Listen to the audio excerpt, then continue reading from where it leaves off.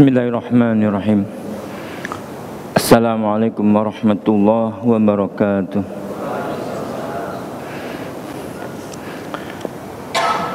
Innal hamdalillah nahmaduhu wa nasta'inu wa nastaghfiruh wa natubu ilaihi wa na'udzu billahi min syururi anfusina wa sayyiati a'malina. May yahdihillahu fala mudhillalah wa may yudlil fala hadiyalah. Asyhadu an la ilaha illallah wahdahu la syarikalah wa asyhadu anna Muhammadan abduhu wa rasuluh la nabiyya ba'da. Allahumma shalli wa sallim wa barik ala nabiyyina Muhammad wa ala alihi wa sahbihi wa man tabi'ahu bi ihsan ila yaumiddin. Allahumma la sahla illa ma ja'altahu sahla wa anta taj'alul hasna idza syi'ta sahla. Masyiral muslimin rahimakumullah, bersyukur kita atas limpahan rahmat kepada kita sekalian bahwa di maghrib hari ini kita bisa bersujud, bisa menegakkan ibadah. Itu semua semata nikmat dari Allah Subhanahu wa ta'ala. Makanya kita wajib bersyukur. Kebaikan-kebaikan yang bisa kita tampilkan, kita sadari itu semata pemberian dari Allah Subhanahu wa ta'ala. Bukan semata kemauan kita, tapi kemauan kita yang dibarengi dengan kemauan Allah Subhanahu wa ta'ala. Maka wajib kita terus bersyukur supaya nikmat-nikmat yang lain menghampiri kita, terutama nikmat yang sangat kita harapkan kita diwafatkan dalam keadaan iman dan Islam. Salawat dan salam senantiasa tercurah buat Rasulullah SAW yang telah diutus oleh Allah Subhanahu wa ta'ala untuk seluruh manusia. Dan lagi-lagi kita bersyukur kita termasuk umat pengikutnya yang setia. Mudah-mudahan kita tetap istiqomah sampai akhir hayat.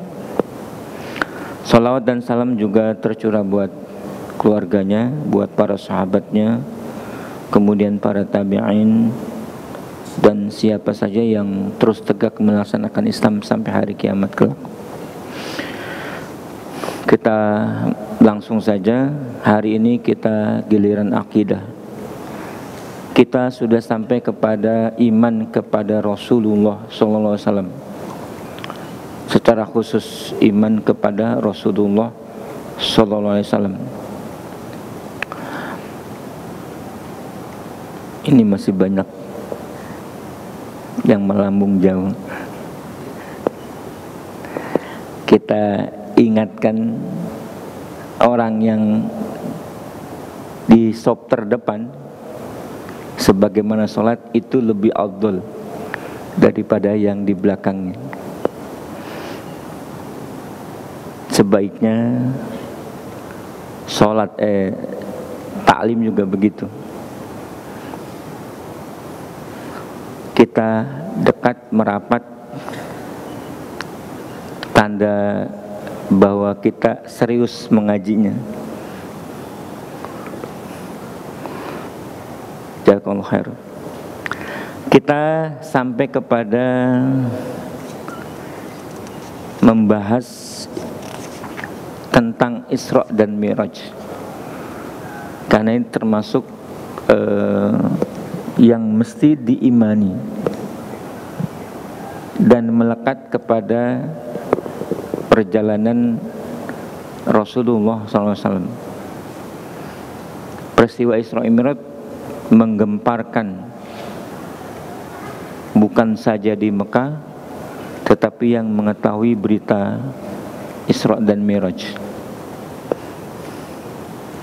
Banyak orang yang jadi ingkar, kufur atau murtad banyak pula orang yang semakin yakin, semakin teguh. Al-Isra dan Mi'raj itu sebagai ujian dari Allah Subhanahu wa taala. Nah, di dalam kajian ini saya bacakan sebagaimana matan yang ditulis oleh Imam Thahawi rahimahullah pada matan ke-47,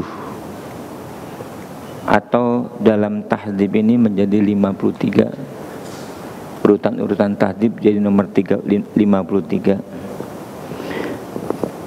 Imam Thahawi berkata, wal mi'raju haqq,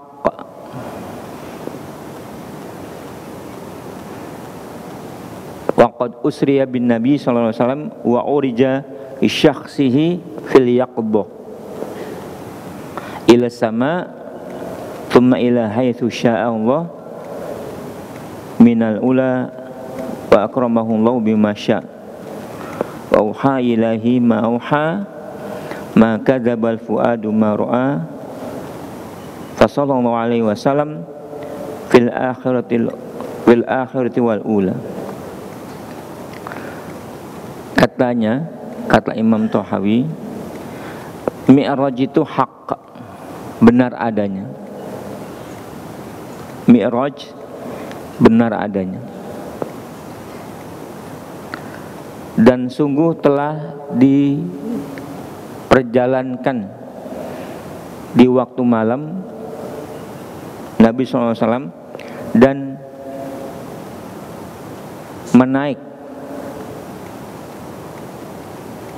naik ke langit, ke atas diri Nabi SAW fil yaqbah, dalam keadaan sadar.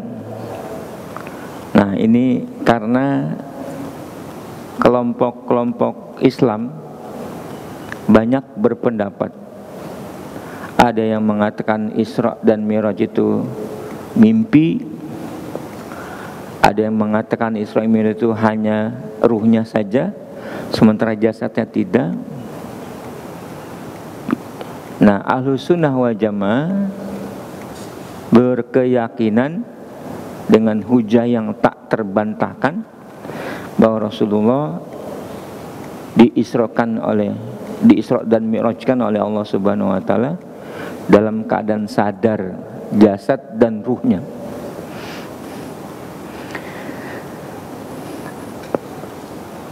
Nabi sudah diangkat, dinaikkan ke atas langit dalam keadaan sadar, kemudian sampai ke tempat yang Allah menghendakinya, berupa ketinggian dan kemuliaan sesuai dengan kehendak Allah. Kemudian dia diberikan wahyu apa yang mesti diberikannya, tidak pernah disadari bahwa kesadaran Nabi melihat apa yang dilihatnya. Salawat dan salam kepada beliau di awalnya dan di akhirnya. Nah, begitu matan akidah kita Ahlussunnah wal Jamaah. Kemudian datang syarahnya.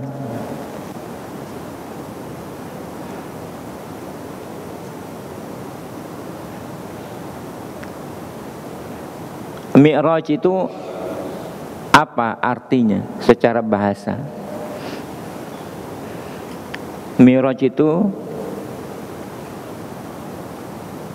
alat yang digunakan untuk menaik dari satu tempat ke tempat yang lebih tinggi.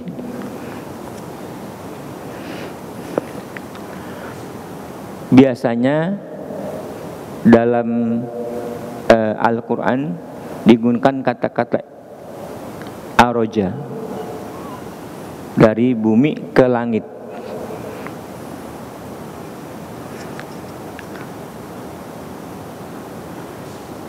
dari bumi ke langit.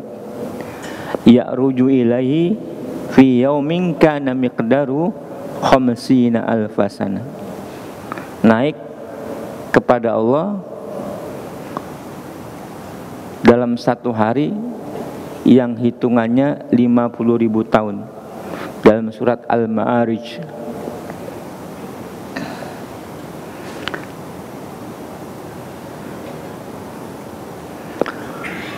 Dalam bahasa lain seperti anak tangga, 1, 2, 3 Mi'raj.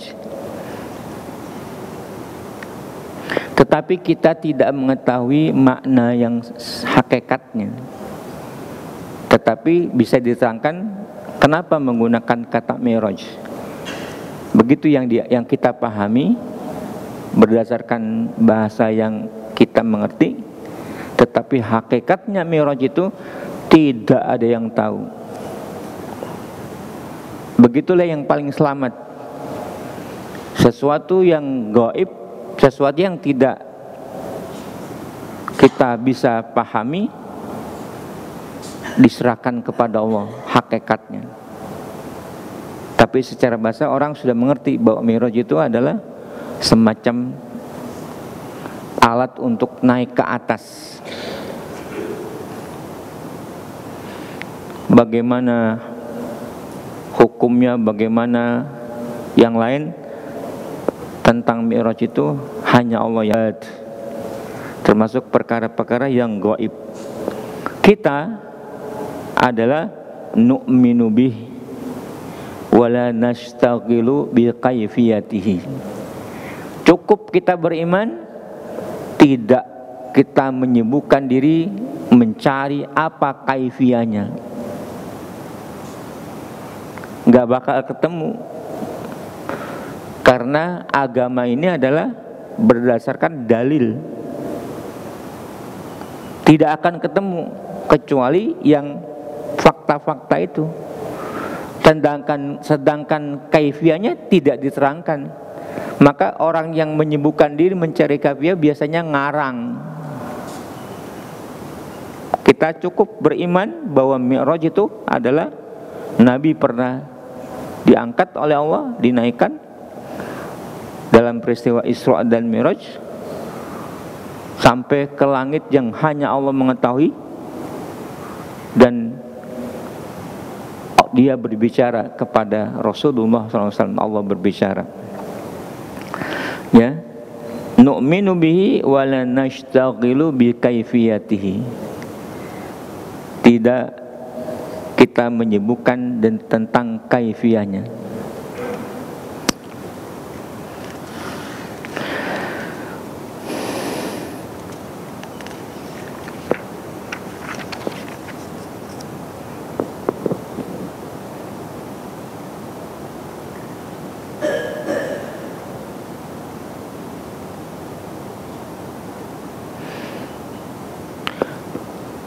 Terus kita lanjutkan, qaulul Isra war biruh wal jasadu yaqbah, tentang kejadian bahwa Isra itu dengan ruh dan jasad dalam keadaan sadar, bukan mimpi,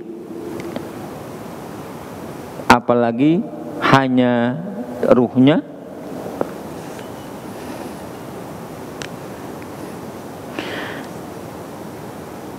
Ucapan Imam Thahawi, waqad usriya bin Nabi wa urija bi syakhsihi min fil yaqbah, Nabi sudah diperjalankan pada malam hari dan diangkat ke atas dengan jasad dan ruhnya dalam keadaan sadar. Nah, termasuk kaifiyah bagaimana ya bisa dilogikakan jasad dan ruhnya sampai ke langit.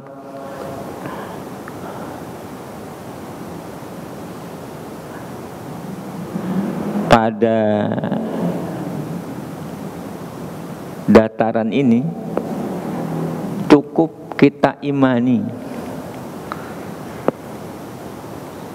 segala sesuatu bisa terjadi. atas dasar kehendak Allah Subhanahu wa taala. Dia bisa berbuat apa saja. Allah berkehendak, Allah berkeinginan, Allah bisa berbuat sesuai apa yang Dia kehendaki. Tentang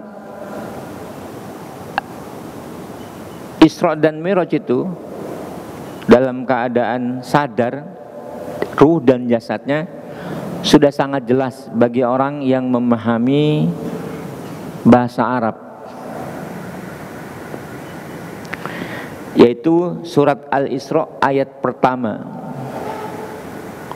Allah mengatakan, Subhanalladzi asra bi'abdihi lailam minal masjidil haram ilal masjidil aqsa alladzi barakna haulahu linuriyahu min ayatina innahu huwas sami'ul basir.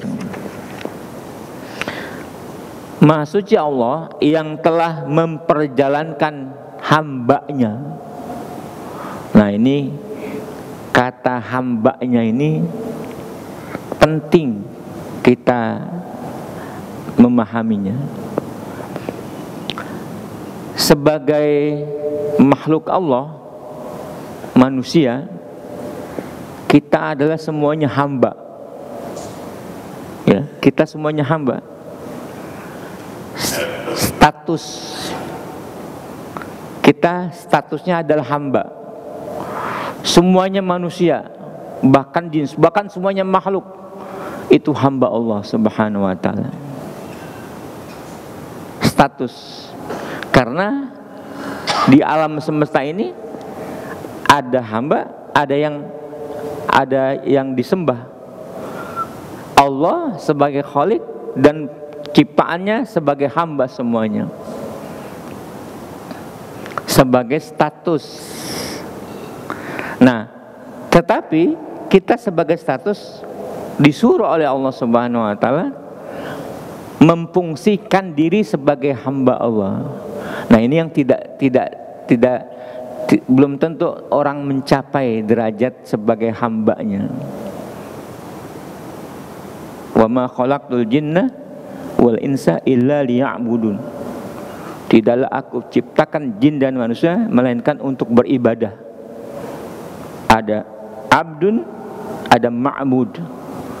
Kita sebagai hamba harus menyembah kepada ma'bud, Allah Subhanahu wa taala. Nah, di dalam hidup ini kita diciptakan untuk memfungsikan diri sebagai hamba Allah. Belum tentu semuanya orang berhasil.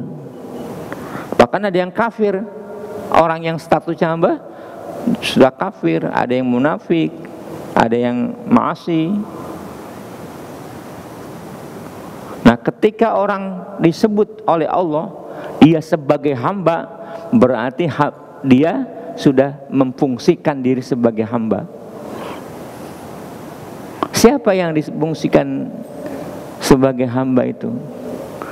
Kebanyakan para nabi lah yang disebut oleh Allah. Banyak ayat diantaranya ketika menyebut para nabi, Allah mengatakan innahu kana abdan syakura.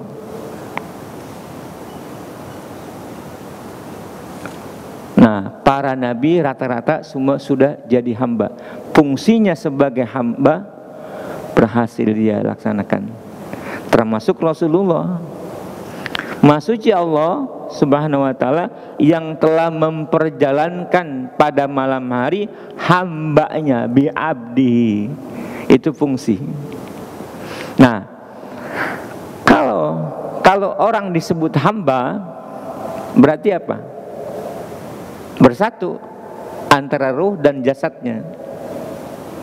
Sebab kalau ruh dan jasad terpisah, itu masing-masing punya sebutan, enggak disebut hamba lagi. Kalau ruhnya saja bukan disebut hamba, tapi dianggap sebagai ruh, arwah bahasa kita. Jasanya apa? Enggak disebut hamba, mayat atau jenazah. Orang yang sudah meninggal dunia, berpisah antara ruh dan jasad, tidak akan bersatu lagi di dunia ini.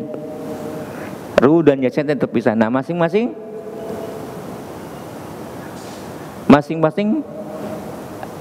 punya sebutan sendiri-sendiri. Yang ditinggalkan, yang di bumi ini namanya jasad, bukan disebut hamba lagi. Begitu ketentuan bahasa Arab. Nah, dalil yang digunakan Imam Thahawi, karena Rasulullah sudah dipanggil hambanya, bahkan Rasulullah sebagai hamba khairul bashar, sebagai hamba yang terbaik. Nah, keterangannya begini, wal abdu ibaratun an majmu'il jasad wa ruh. Sebutan hamba adalah sebagai sebutan yang mengumpulkan antara jasad dan ruh. Tidak bisa dikatakan jasad saja atau ruh saja, tapi kedua-duanya terkumpul, jasad dan ruh dalam seorang hamba. Kama anal insan ismu limajmu'il jasad wa ruh. Sebagaimana sebutan manusia gabungan antara jasad dan ruh. Hadza huwal ma'ruf indal itlaq. Ini udah ma'ruf secara mutlak. Sudah orang pada mengetahui. Dan itu sahih. Maka al-isra bihadzal majmu' la yamtainu dzalika aqlan. Maka keberadaan kejadian Isra dan Mi'raj dalam hal ini tidak mungkin ditolak oleh akal.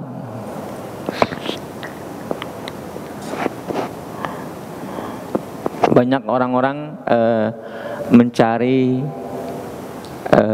kesimpulan-kesimpulan supaya sesuai dengan akal. Tapi ucapan bahwa hamba itu adalah kata majmu' daripada ruh dan jasad udah cukup. Gak bisa dipisahkan hanya jasadnya saja atau ruhnya saja, gak bisa. Tapi antara ruh dan jasad. Fayakunul isra bihadzal majmu'. Maka Isra dan Mi'raj itu terjadi dalam keadaan kebersamaan, yaitu antara ruh dan jasad. Walau jaza istib'ada su'udul bashar la jaza istib'ad nuzulul malaika. Seandainya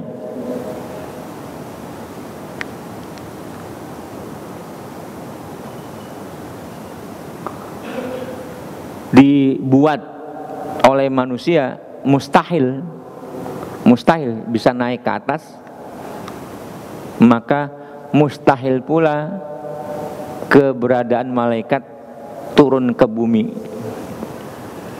Maka yang mengartikan malaikat tidak mungkin turun ke bumi sama aja orang yang mengingkari nubuwah.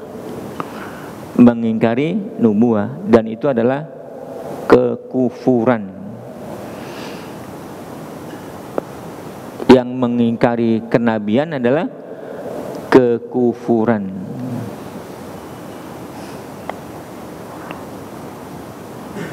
Itu orang malaikat adalah perkara yang mustahil.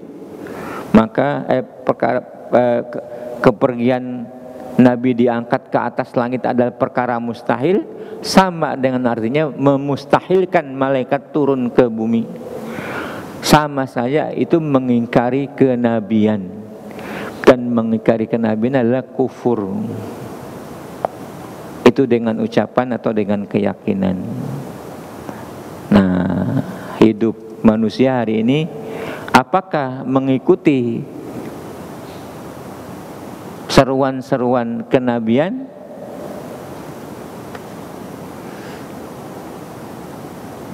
Hanya orang beriman yang mematuhi apa yang diserukan oleh Nabi.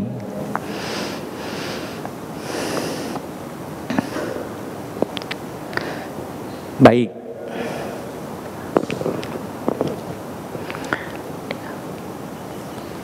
Persoalan berikutnya bahwa Isra dan Mi'raj dalam hasanah Islam, banyak kelompok yang mengatakan Isra terjadi lebih dari sekali.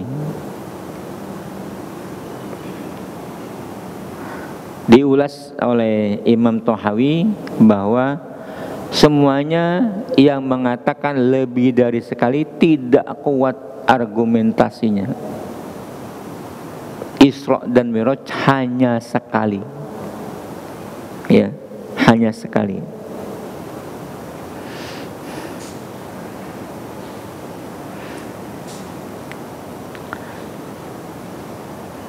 Termasuk orang yang menggunakan akal untuk menolak Isra dan Mi'raj karena ada sesuatu yang sepertinya main-main, yaitu Nabi yang bolak-balik ya antara Allah dan saran Nabi Musa, dari 50 waktu perintah sholat sampai 40, 30, sampai tinggal 5. Dikatakan oleh orang-orang yang menolak, nggak mungkin Allah masa perintahnya begitu. Kalau begitu Allah tidak maha tahu. Itu pakai akal. Jelas-jelas hadis yang sahih mengatakan memang terjadi dialog antara Nabi Muhammad SAW dengan Nabi Musa alaihissalam ketika mendapatkan perintah sholat. Sampai terakhir tinggal 5 waktu, Nabi Musa tetap mengatakan umatmu tidak akan sanggup. Masih diminta lagi, Nabi mengatakan sudah cukup, karena 5 waktu itu dibalas minimal 50 kali.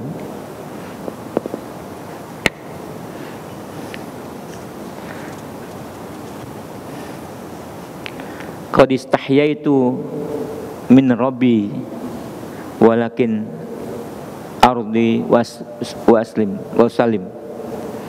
Aku malu kepada Tuhanku, tetapi yang jumlah 5 ini sudah aku ridho dan aku terima.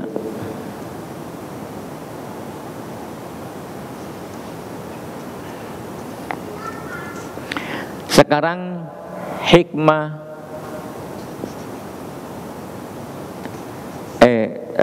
perjalanan Isra itu, hadisnya cukup panjang ya.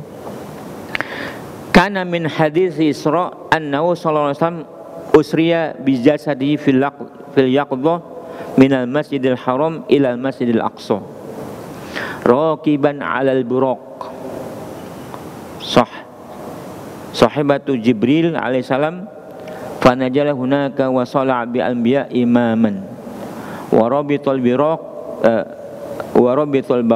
bi halaqati babil masjid thumma urija bihi min baitil maqdis ila sama'id dunya fara'a hunaka Adam abal bashar thumma urija bihi ila sama'id tsaniyah fara'a fiha Yahya bin Zakaria wa Isa bin Maryam thumma urija bihi ila sama'id salasa fara'a fiha Yusuf thumma urija bihi ila sama'i rabi'ah fara'a fiha Idris thumma urija bihi ila sama'il khamisah fara'a fiha Harun bin Imran thumma urija bihi ila sama'il sadisah falaqiya fiha Musa thumma urija fihi ila sabi'ah falaqiya fiha Ibrahim thumma rufi'a ila sidratil muntaha thumma rufi'a ila al-baitil ma'mur thumma ida bihi ila al-jabbar Allah jalla wa ala auha ila abdihi ma auha wa farada alaihi 50 salat faraja'a hatta marra ala Musa faqala bima umirta qala bi 50 salat faqala inna ummataka la tufiqu dhalik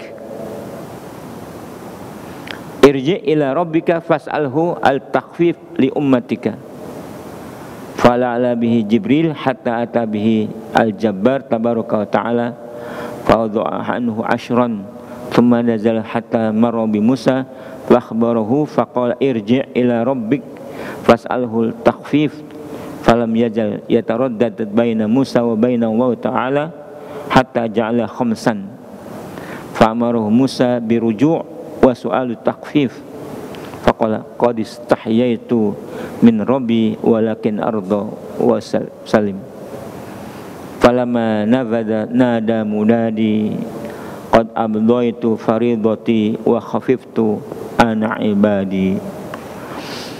Nah, panjang itu. Jadi Nabi di Mi'rajkan pada malam Isra Mi'raj itu, ketika sampai ke langit lapisan pertama ketemu Abal Bashar, ketemu Adam alaihissalam.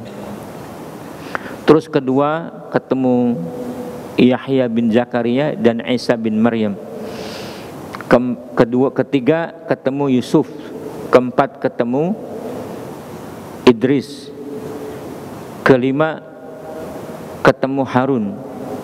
Keenam ketemu Musa. Ketujuh ketemu Ibrahim. Kemudian sampai naik ke Sidratil Muntaha.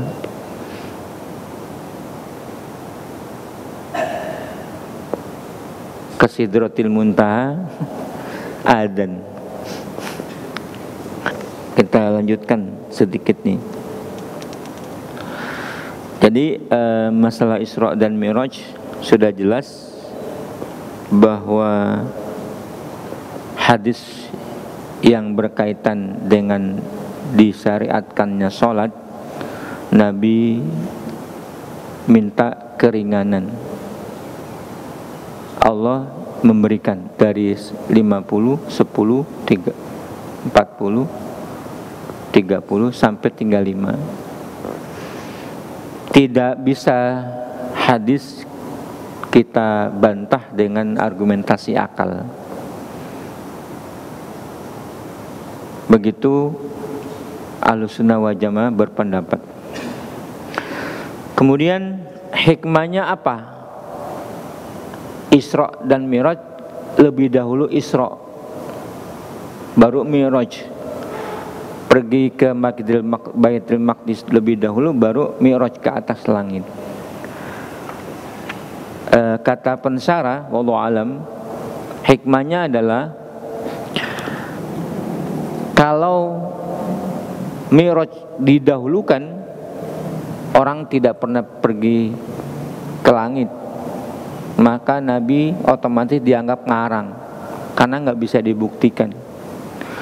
Tetapi Isra dulu, kafir Quraisy bertanya kepada Nabi Muhammad SAW sebab pernah melihat dia Baitul Maqdis bagaimana, tiangnya bagaimana, jendelanya bagaimana, bentuknya bagaimana. Maka Nabi dengan Isra itu mampu menjabarkan apa yang ditanyakan oleh Quraisy. Awalnya Quraisy gak bakal mungkin kamu bisa menjawab, karena perjalanan satu malam mustahil seseorang bisa sampai ke Baitul Maqdis dan paginya sudah sampai di tempat lagi. Maka Nabi dengan pertolongan Allah bisa menjelaskan apa adanya. Nah, dalam peristiwa Isra ada masalah yang krusial. Apakah Nabi Muhammad SAW melihat Allah dalam ketika bermi'raj? Ada pendapat dua yang mengatakan Nabi tidak pernah melihat Allah, tapi juga ada pendapat Nabi melihat Allah. Sama-sama sahabat. Ya.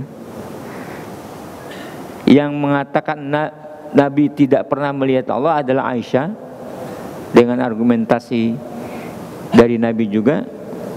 Yang mengatakan Nabi melihat Allah adalah Abbas, Ibnu Abbas. Nah, kesimpulannya bagaimana?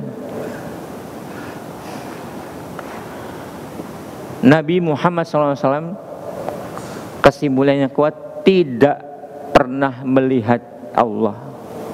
Itu keyakinan kita. Allah tidak pernah dilihat oleh manusia di dunia ini dengan mata kepala sendiri.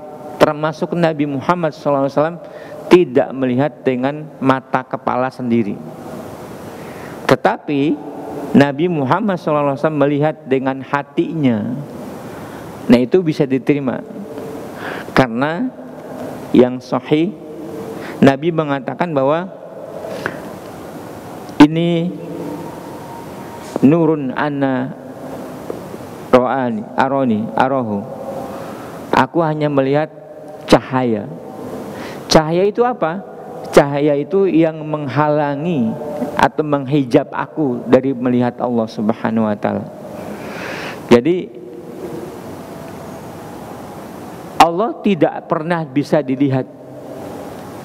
Tetapi bukan berarti tidak bisa. Nah, penjelasan bagaimana tuh? Allah tidak pernah dilihat oleh orang di dunia ini. Sekelas Nabi saja tidak melihat Allah. Tapi apakah bisa Allah dilihat? Bisa.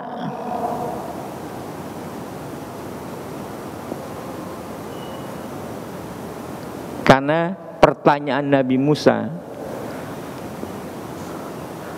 qala rabbi arini anzur ilaik. Kata Musa, ya Allah, tampakkanlah dirimu kepadaku, aku akan melihatmu. Dijawab oleh Allah Subhanahu wa taala, innaka lan tarani.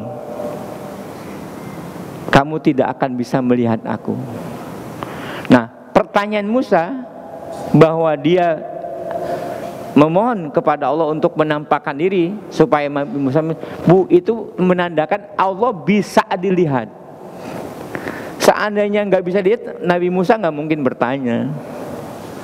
Nah, pertanyaan Nabi Musa alaihissalam supaya Allah menampakkan diri untuk dilihat, maka Allah bisa dilihat. Tetapi ketentuannya Allah tidak bisa dilihat di dunia oleh manusia yang manapun. Nah, itu keputusan yang dipilih oleh Ahlussunnah wal Jamaah. Allah mungkin bisa dilihat, tetapi dalam prakteknya tidak ada manusia yang bisa melihat Allah, termasuk Nabi Muhammad, termasuk ketika Mi'raj. Nabi hanya mengatakan innahu nurun anna arahu. Itu cahaya yang aku lihat. Nah, cahaya itu adalah yang menghalangi, menghijab antara diri Nabi Muhammad dan Allah Subhanahu wa taala. Jadi, ya, fa kaifa arahu, kata Nabi, bagaimana aku bisa melihat dia? Wan nur, dan cahaya adalah hijab baini wa bainahu. Sementara hijab menghalangi aku dan Allah Subhanahu wa taala, menghalangi aku dari melihat Allah Subhanahu wa taala. Maka dengan keterangan itu, ini pendapat yang sharih, yang lebih kuat daripada orang mengatakan seperti termasuk pendapat Ibnu Abbas, Nabi melihat Allah Subhanahu wa taala. Jadi